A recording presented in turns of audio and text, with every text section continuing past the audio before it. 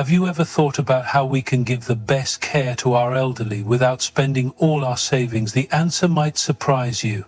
In this video, I'll share 3 real-life stories of seniors who found clever and affordable ways to live with dignity and joy. You'll see how strong family bonds, community help, and adjusting to new ways of living can make a big difference. Come along as we celebrate the strength and wisdom of our elders. Don't forget to like, share, and subscribe to be part of this growing community. First, let's hear from Grandpa Sue, who is 75. He has tried both living in a nursing home and hiring a caregiver. Both options are costly and not always the best fit, especially for those without a big pension. This year, I turned 75 and my wife passed away more than 5 years ago. Not long after she died, I hired a caregiver, but I let her go after just 2 months. I've never been good at cooking, so my kids were worried I wouldn't eat right. They offered to cover the cost of a caregiver. We settled on 5,500 yuan each month, which included meals and a place to stay. The caregiver was about 40, from a village, and seemed trustworthy.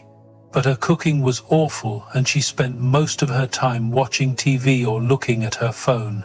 I had to call her several times before she even noticed me. In the end, I let her go. It felt like I was the one caring for her. Spending more than 50 yuan each month for someone who barely helped and cooked food I couldn't eat didn't make sense.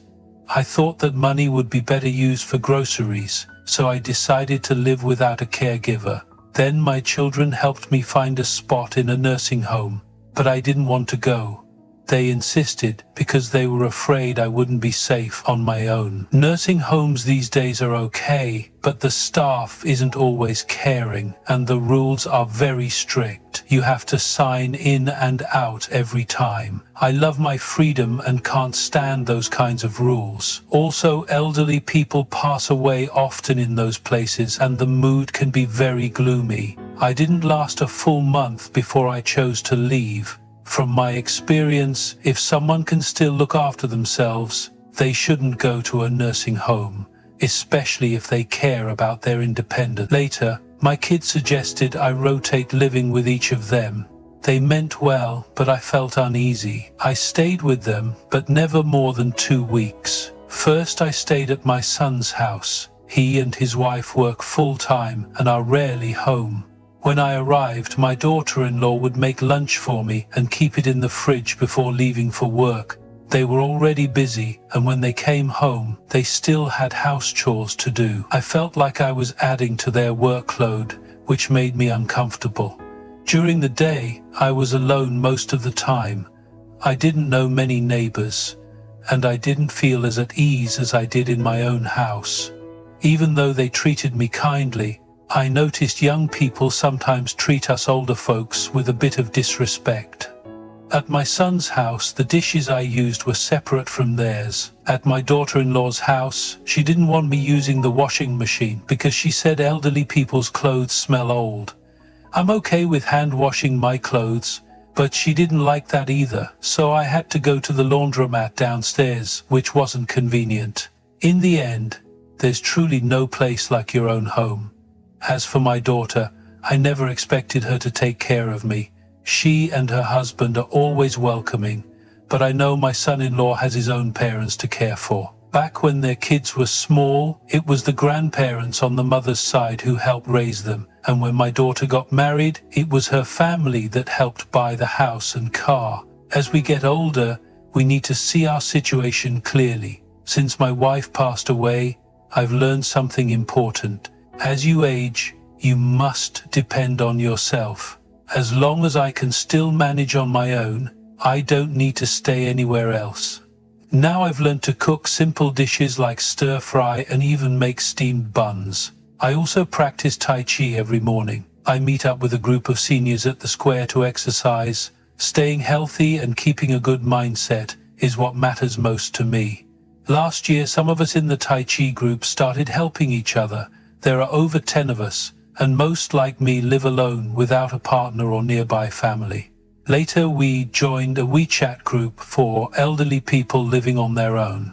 Since last year, the group has grown to nearly 20 people. Why did we make this group? As we get older and don't have family nearby, it's really important to have someone to turn to when we feel sick or are in pain. Many older people like us don't want to go to nursing homes or hire caregivers, especially when our pensions are small. So we came together to help each other through this stage of life. In recent years, there have been many online reports of elderly people living alone who passed away and weren't found for days. That's why we made this group, to check in and make sure everyone is okay. Each morning we check in through the group. If someone doesn't respond, someone will go visit them. We all live close by, either in the same or nearby. Over time, our group became a space where we help each other out. If someone gets sick and needs help with soup or going to the hospital, it's not free. We pay each other 8 yen per hour. If I'm feeling unwell and need someone to come with me to the hospital, I let the group know, and whoever is available helps out. For example, the last time I needed help, Grandpa from the group came and stayed with me through checkups for 3 days, 8 hours a day. I paid him 720 yuan as agreed.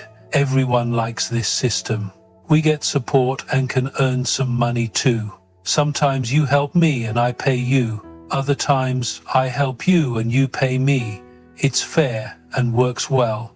Plus we understand each other because we're in the same situation. This setup is more affordable than a caregiver or nursing home. The best part is that we trust each other. Thanks to the group, our children also feel more at ease. Sometimes we go on group outings, take walks in the park, and enjoy ourselves.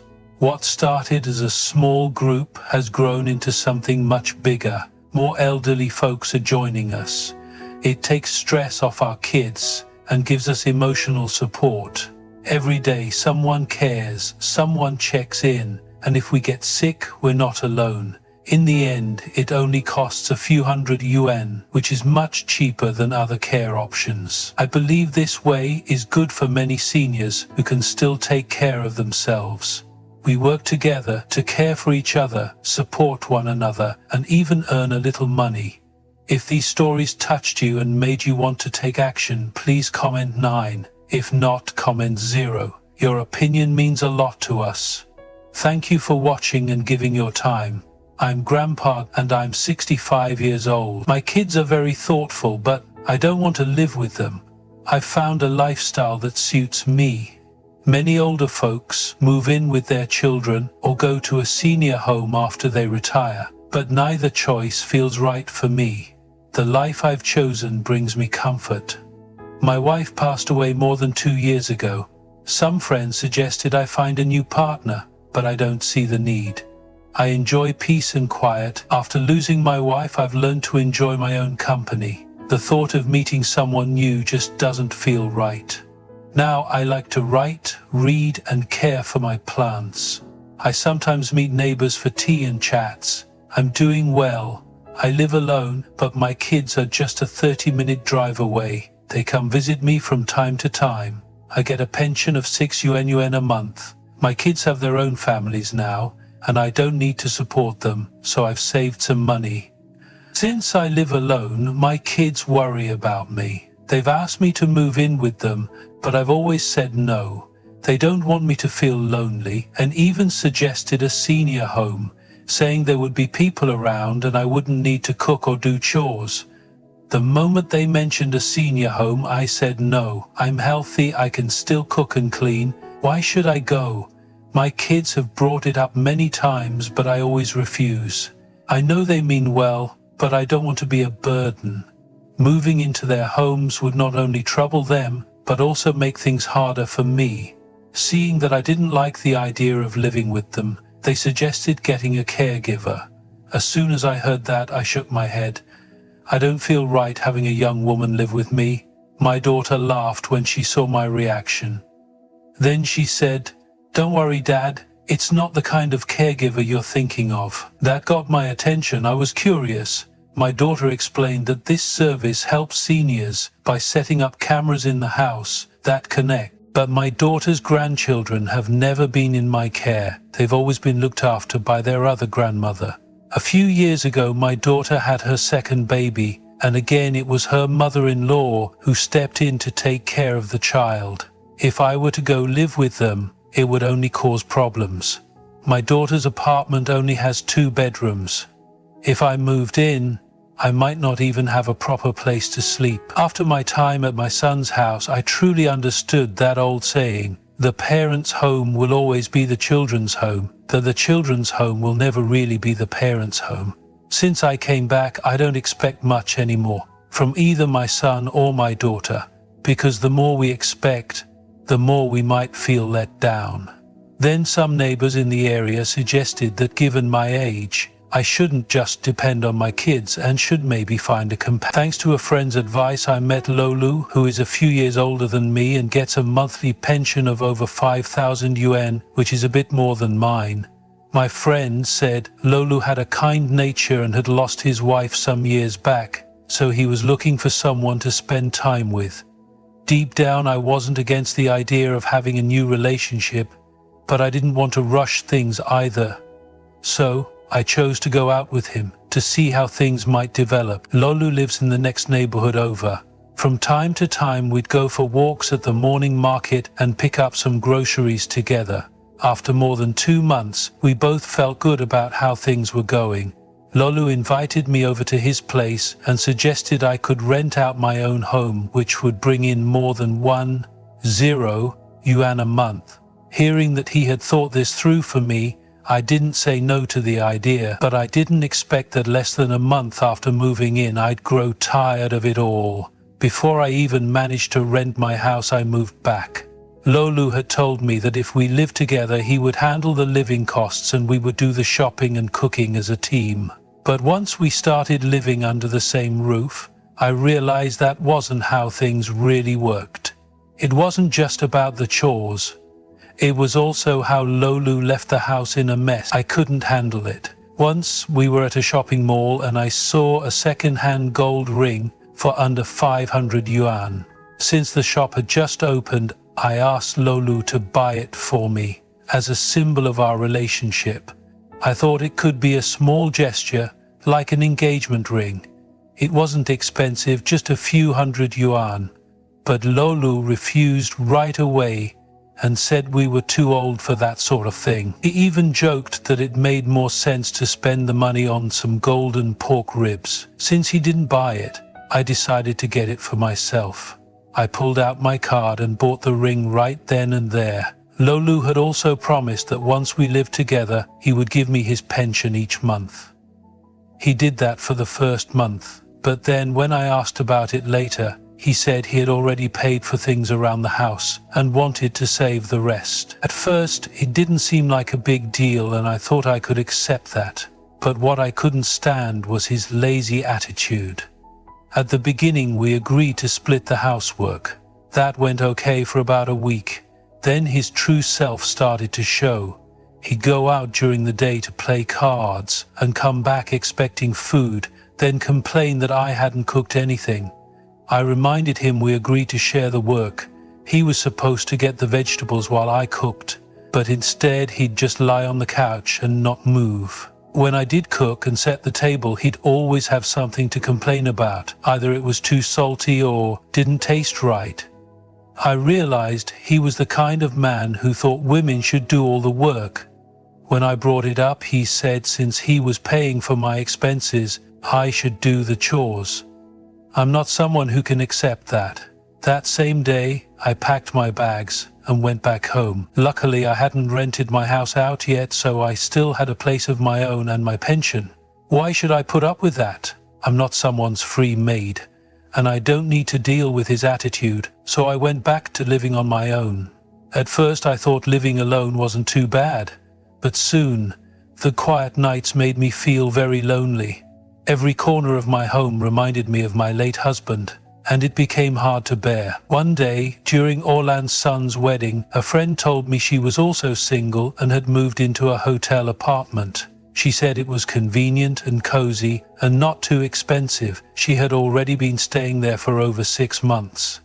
After the wedding, she brought me to her apartment and I was instantly drawn to the atmosphere. At last, I found a way of living that suited me. These kinds of places have become popular in many big cities, and some are made specially for older adults. Each unit is a studio with warm, homely decor. The best part is that they provide meals, breakfast and dinner, so there's no need to cook. Plus, they have staff who clean the rooms daily. The cost is about the same as a regular retirement home, but the food is great and you have complete freedom to come and go. That day, when I got back home, I contacted an agency and put my old house up for rent. I did the math. If I got 10 yuan from rent and had my pension of 4 to 200 yuan, I could move into the hotel apartment. I then called my children to let them know I had finally found a way of living that suited me. When they heard I was staying in a hotel, they thought it was too costly. I didn't pay much attention to their comments. I just told them, if you think it's too expensive, you can help me out a bit. I don't need much. Just 10 yuan a month from each of you would be enough. I told them I don't want to become a burden to anyone. After working hard my whole life, I want to enjoy my retirement in my own way. By combining my savings and a bit of help from my kids, I can live peacefully in the hotel apartment. After all these years of effort, it's time I look after myself. At this stage in life, money can't be taken with you when you're born or when you die. I don't want to be tied down by it. As long as I can eat, sleep and move freely, then the lifestyle that suits me is the right one. This senior hotel costs just over 3,800 yuan a month. It's a little on the high side, but it gives me peace of mind and freedom, so I think it's worth it. Still, this kind of place isn't for everyone. They only accept older people who can still take care of themselves, and there is an age limit. You have to be under 75. Some people may ask what happens after that age. Who knows? I'll figure that out when the time comes. For now, I'm healthy and making the most of each day. Living with children during old age is something many elderly people experience, whether it's by choice or because they have no other option. It can be warm and supportive, but it also has challenges. The difference in generations, ways of living, and expectations can create stress for both parents and their adult kids. To keep things peaceful, older parents should keep some things in mind when living with their children.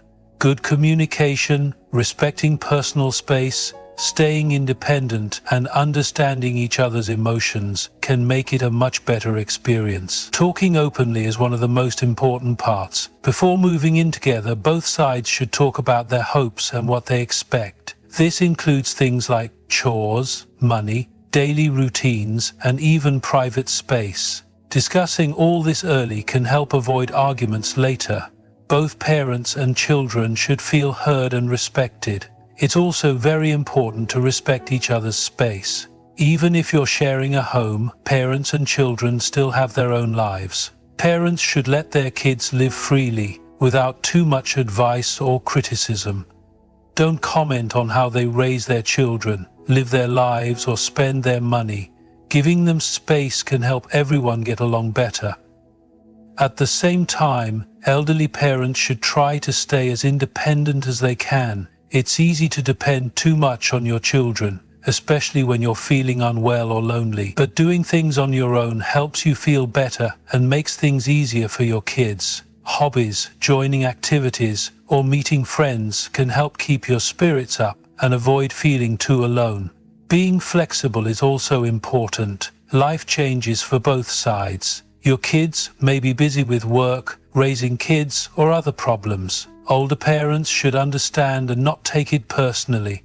Try to be patient and kind, and it will make the living situation more peaceful for everyone. Understanding each other emotionally is just as important. As parents get older, they may feel weak or like they're losing control. It's good to be aware of those feelings and talk about them calmly.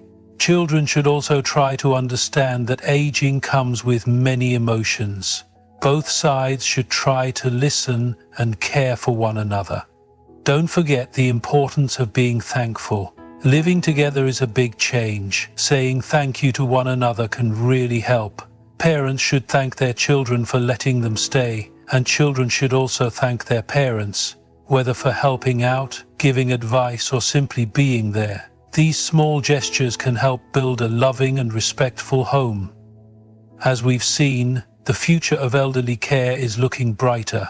With new ideas and options like these, we can make sure older people feel valued, respected, and cared for. Even small kind acts can make a huge difference. Let's all do our part to build a caring and inclusive world. And don't forget to like this video, share it with your loved ones, and subscribe to my channel for more heartwarming content on growing older well. Let's make life better for our elders together.